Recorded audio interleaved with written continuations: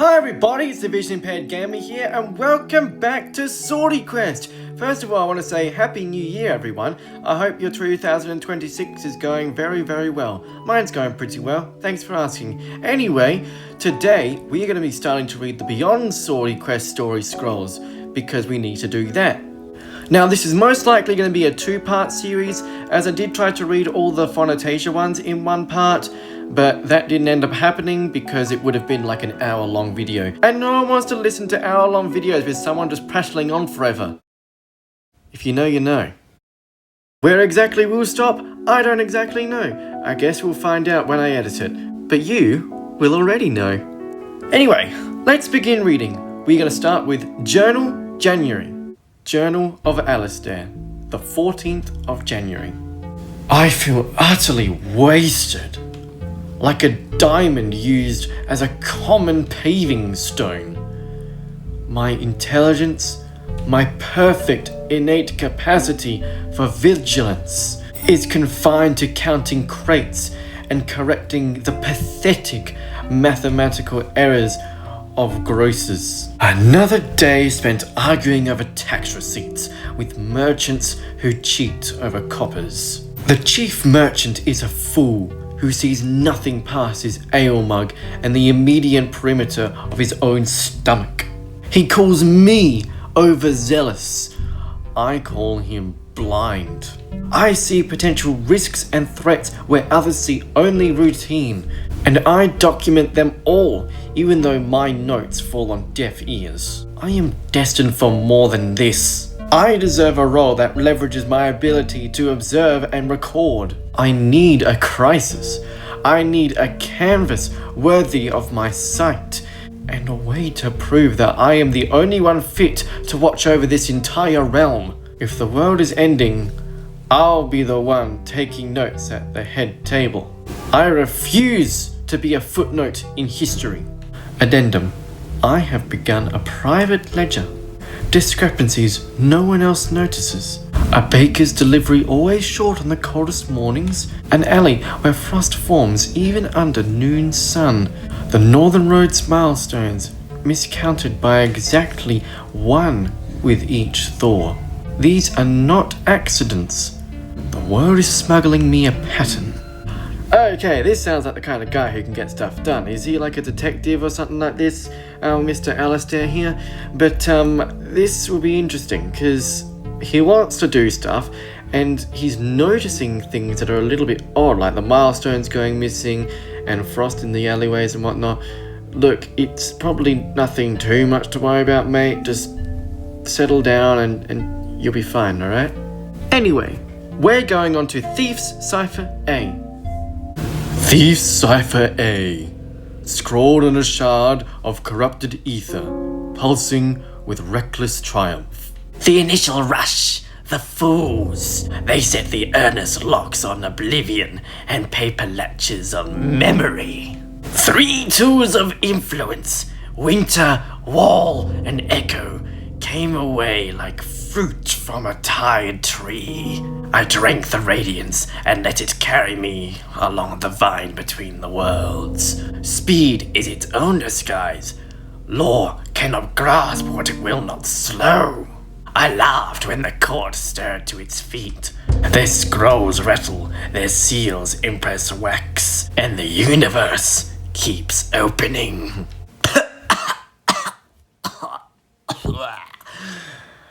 Will I do that voice for all the thief ciphers? Maybe not, but there's something... Hey, there's something I did notice in that though, and I want to see if you noticed it too. Now, can anyone think where they heard 3 things from? And it was sort of hard to notice, but if you're really astute, you might be able to know. There was like 3 things in that thing. It said wall, frost, and echo, something like that, or wall, winter, and echo. Do those sound familiar to anyone? No? Okay, that's alright. Look, I could be that's absolutely crazy, but those 3 things with those descriptions, they sort of sound like the 3 items from the Phonotasia story scrolls, that being the necklace that was described as frost, which could be like winter, the ring, which could be described as building walls around things, because it's like making forts and all of that. And then the echoes, which was the amulet, and that had all like the weird laughing and all crazy stuff going on. I'm not saying too much in case you haven't listened to the Final Fantasy Story Scrolls, although I would say that if you haven't, I would go click off now and go listen to them real quick and then come back. I'll be right here, don't worry. Cipher Fragment B, written in a trembling hand, sealed by frozen light. The escape failure. The gate spat me up, and the cellar floor of their orphanage tore like wet paper. Good! Yet the pressure stripped 3 trinkets from a harvest of many. They fell singing into a hungry little town. A clerk happened to be in the lane, gawping at the house. He watched me rise and ran to tell the cold king. He likes to look. I give him more to look with than he can bear.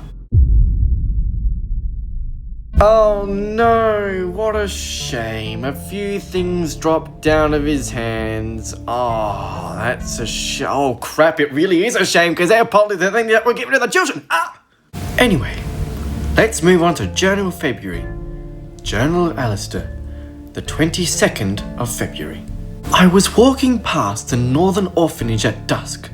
No patrol, only habit. When the sky split like a book's spine. A figure of ragged and burning angles tore up from below, through the house itself. The cellar floor heaved, buckled, and split, a newborn fissure clawing across the foundation stones. In that same moment, 3 pieces of its plunder shook loose. Necklace, ring, amulet, falling on different arcs towards the northern lanes. Heat, then cold. Light, then a thinning of light, as if the air itself was sifted. My teeth hummed. The lanterns nearby seemed to recoil. I marked the angles with my thumb against the eave, fixed their descent with the street stones for bearings, then ran home and drew it all to scale, while the tremor still lived in my bones. If the powers below wanted their inventory balanced, they will value the one mortal who saw the breach, the fissure, and the drop in a single breath. There we have it. This is probably the clerk that evil thief thingy was talking about. And we've seen the amulets, well not amulets, one of them is an amulet, but we've seen the 3 artifacts, the relics, spawn in officially into the story of this perspective. This is obviously looking from the clerk's perspective. He's seeing the thief going up to the sky, wherever he's off to. They're off to, don't know their gender, but they're going off and they drop the things. Only a matter of time before one orphanage and one town have very, very, very bad times. Anyway, we are moving on to Orphic Decree 1. Orphic Decree, High Scrivener's Office, Vaults of Memory and Might, VMM3. Date, Eternal Year 703, Cycle 9. Announcement of infraction. During the transgressor's ascent from Hades, the mortal hell, an upward breach punctured the mortal crust beneath North Rise Orphanage, producing a surface fissure. In transit, 3 items from a larger theft were shed into mortal custody, the Necklace of Frost, the Ring of Dominion, and the Amulet of Echoes, collectively the 3 faults. Administrative note, mortal testimony is incidental unless subpoenaed. None was requested. Recovery and punishment proceed irrespective of petitions. Well, it seems like the people are aware of it, the people of the other realm. I'm assuming, of course, it means the beyond, and eternal years and cycle 9 thingies are how they identify years and stuff in the beyond. Fair enough, I say. Anyway, let's move on to Journal March. Journal of Alistair, the 16th of March. I managed to bribe my way past the orphanage matron tonight with a promise of structural repairs. The stellar crack is far worse than the superficial reports admit. It's a jagged tear running 4 spans wide. The air down there is thick with ozone, metallic decay, and a terrible static cold that bites at the skin. My lantern's light seemed to recoil from the fissure, but the light emanating from the crack itself, that is what confirms everything. It's not fire, not lamplight, and not starlight.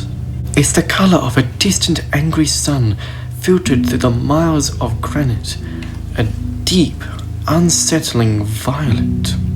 It hums with power, and standing near it gives me a splitting headache. A sensation of too many thoughts at once. This is no normal fissure, but a cosmic breach. Something enormous and elaborate pressed itself against our foundation and left a seam I can read like script. I scraped a grain from the rim, rock turned to glass, and wrapped it in my oilcloth. It vibrates in my pocket like a second heartbeat. The matron asked if the wall would hold. I told her yes. I lied. Well. Looks like Alistair has visited the orphanage cellar where the 3 amulets and whatnot were found, where all bad things happened. And he himself has actually now picked up something from it and it's vibrating in his pocket. I suspect that it will corrupt him like the other things corrupted the children. Anyway, let's move on to Journal April. Journal of Alistair. The 8th of April. Days spent in restricted archives, smelling of mould and desperation. I found it in the chronicles of the Orphic Vale. Legends of treasures removed from depths below law. Objects of terrible, world-breaking power. The descriptions are sparse, but they speak of a necklace of cold, a ring of absolute command, and an amulet of absolute echoing chaos. The chronicles detail how such removals, fault takings, tear seams that are then mirrored in the human lives. This isn't about a broken wall. This is about a broken injunction. The forces involved are immense. The scribes write around names with careful blanks, as if ink itself fears libel. One margin note, nearly erased: the thief of thresholds never steals for gold, but for experiment. I must gain access to knowledge above the city's reach. If I deliver the full truth, complete with the thief's identity and the location of the relics, I will be rewarded with power far beyond any clerk's seal. A watchman's place. No more filing, only enforcement. Well, with great power comes great responsibility. Some say it is best not to search for power, but rather wait for it to come to you. Those who try to seize power will not wear it well, but those who have leadership thrust upon them will wear it better, apparently, or something like that, I don't know. But alas, Alistair is trying to seize power, trying to do everything he can to earn that watchman's place, that enforcement, by doing something rather risky. Sure, cool, he's going to find things, but I know that it's not going to work out, because what he's dealing with, and he knows it, I guess, somewhat, what he's dealing with is something more, as he says, than just a broken wall, but something cosmic, something way above his station, really. Anyway, let's now move on to Journal May. Journal of Alistair. The 18th of May. Weeks since the breach. I walked the four lines again and again until the cobbles learned my measure. Witness notes. Children whisper of a shiny chain, a boss's ring, and a warm coin on a string. I have no doubt the 3 trinkets found hands, and the hands found habits. I catalogued scuff marks at the ruined well, a faint frost where there is no shade, and a faint circle of footprints that begins and ends at a door that was never opened. The council would call this hysteria or chance. I will not bargain down the truth with small minds. My report is perfect. Vectors, bearings, timings, and the silhouette of the thief seared into my memory. I would take it straight to the court below.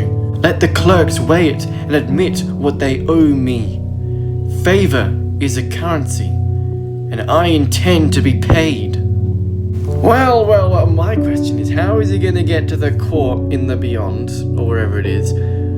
Does he have access to a portal like I do? I don't think he has access to a portal. He's going to come knocking on my door any moment now, isn't he? He's going to be like, Vision Impaired Gamer, can I please use your portal that goes to the beyond? And I'm going to be like, why do you want to use my portal that goes to the beyond? It's my portal. Get your own portal. You killed like dragons and elite dragons and whatnot to get that. Now, if you want to get a portal, then you can use it, or you just...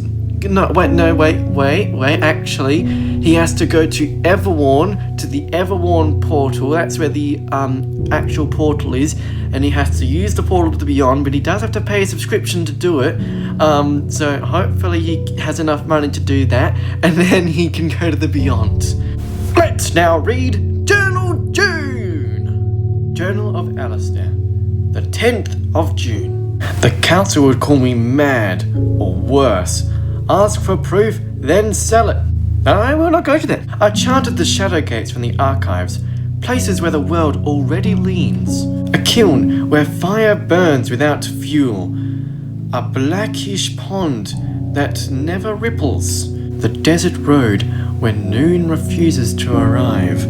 The triangulation points to a bend 2 days north. An underpassage where a door thinks it is a dune. I purchased a map from a charlatan, just to watch which streets he avoided drawing. Those I walked.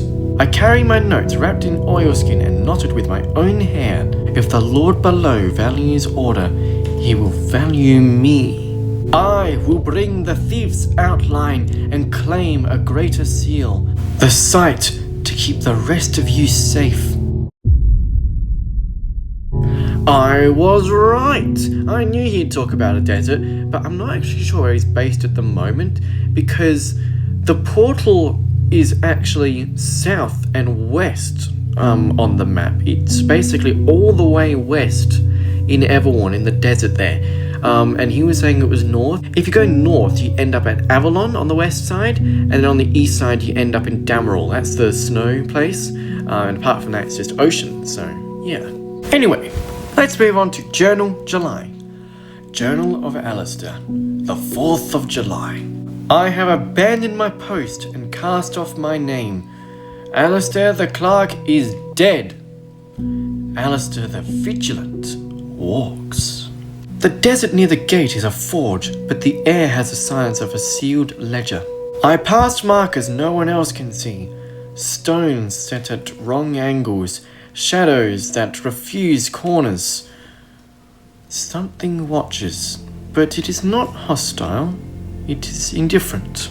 Travelers warn me that the border taxes everything. Water, memory, and the names you call yourself when no one listens. I answered their warnings by listing every item I carried and every thought I planted to think. It calmed me. Precision is a blade that cuts fear into solids you can stack. Well, off he goes. Have fun, Alistair. Don't try and forget everything and don't turn into anything bad. Hope nothing bad happens. So long, farewell, auf Wiedersehen, adieu, all of that.